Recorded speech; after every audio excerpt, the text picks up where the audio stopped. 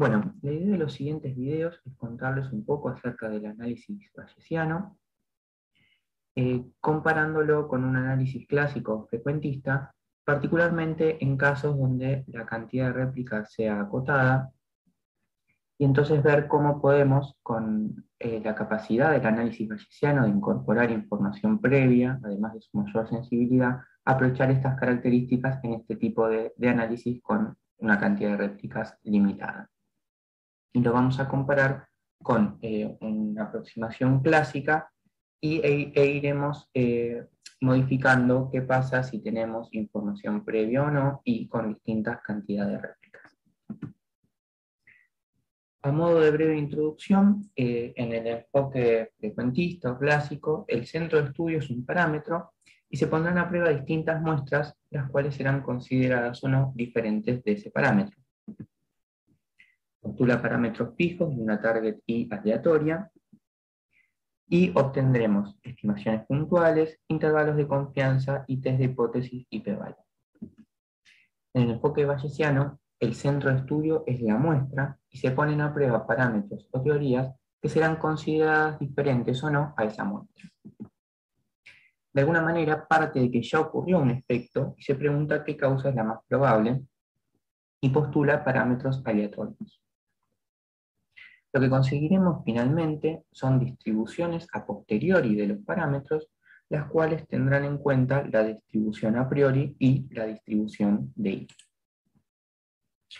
Y obtendremos estimaciones puntuales e intervalos de credibilidad bayesianos que estarán basados en esta distribución a posteriori. Algunas ventajas del enfoque bayesiano. Bueno, una es esta capacidad de realizar estudios secuenciales utilizando priors informativas. Es decir, que nosotros podemos adosarle a nuestro análisis información previa que tengamos sobre el fenómeno. Y esto nos va a reducir tiempo y costos. Además, como es un método que tiene una mayor sensibilidad, vamos a obtener p-valores más bajos y vamos a necesitar tamaños muestrales menores para llegar a las conclusiones adecuadas. Entonces, en el método clásico frecuentista se basa en la frecuencia, repetitividad de eventos, en la probabilidad, vamos a obtener intervalos de confianza y la idea es ajustar una muestra a un parámetro informado. Mientras que con el bayesiano partimos de una muestra y no de una teoría. De alguna manera, que esto que yo les decía, que ya ocurrió el efecto, que causa la más probable, tiene una acumulación de evidencia y vamos a obtener intervalos de credibilidad bayesiana, aunque vamos a ver que también podemos obtener p-valor.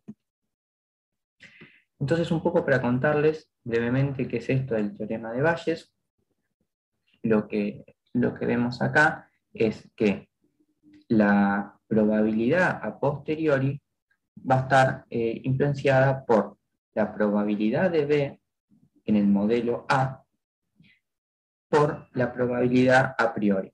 Es decir, que la distribución posterior de los parámetros va a considerar la likelihood de los datos bajo el modelo, que es esto, y la distribución prior, que sería esta. Es decir, la información previa que nosotros tenemos. El mecanismo de actualización de la distribución de los parámetros entonces dependerá tanto de los datos como de la información previa que nosotros tengamos. Vamos a un ejemplo muy simple como para entender esto. Supongamos que tenemos un evento, éxito, fracaso. En este caso, tiramos una tostada al piso y vemos qué cantidad de veces cae del lado del dulce. Vemos que cae 8 veces del lado del dulce. Entonces nosotros acá vamos a poder calcular una A y una B', que van a ser A la cantidad de éxitos, B la cantidad de fracasos, más un valor que va a estar dado por esto de la información previa. Si nosotros no sabemos nada sobre el fenómeno, ambos serán iguales, ya que tenemos la misma probabilidad de que ocurra uno u otro, ya que no sabemos cómo es ese fenómeno. Ahora, con esto nosotros podemos calcular una media y un desvío que van a estar asociados a estos valores que nosotros obtuvimos, y con eso también vamos a poder calcular un límite inferior y un límite superior. Ahora, ¿qué pasa si ese experimento se repite? Vemos ahora que 7 veces cae la tostada del lado del dulce, pero ahora nosotros tenemos información previa. Entonces, está bueno poder incorporar esta información, ya que no es que nosotros no sabemos nada del fenómeno, sino que sabemos algo. Entonces, en este caso, se incorpora poniendo acá esta A y esta B que nosotros teníamos desde antes, y ahí se incorpora en el modelo esa información previa. ¿Y ahora qué pasa si queremos comparar dos proporciones? Bueno, calculamos lo mismo, pero en este caso vamos a tener una media posterior de la diferencia entre las medias, y también un desvío posterior de la diferencia. ¿Y qué pasa si quiero comparar medias? Por ejemplo, teniendo una variable cuantitativa continua. Bueno, acá también vamos a tener que definir si tenemos una distribución prior informativa, es decir, tenemos información previa, o la que se llama laxa o no informativa.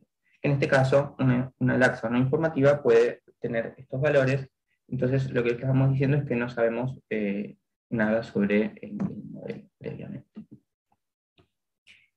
Y para comparar dos medias tenemos en los métodos clásicos, podemos hacer un t-student o métodos no paramétricos, o también lo podemos hacer mediante Bayesianos. En los videos siguientes vamos a ver un ejemplo de esto con datos reales. Vamos a ver un ejemplo práctico.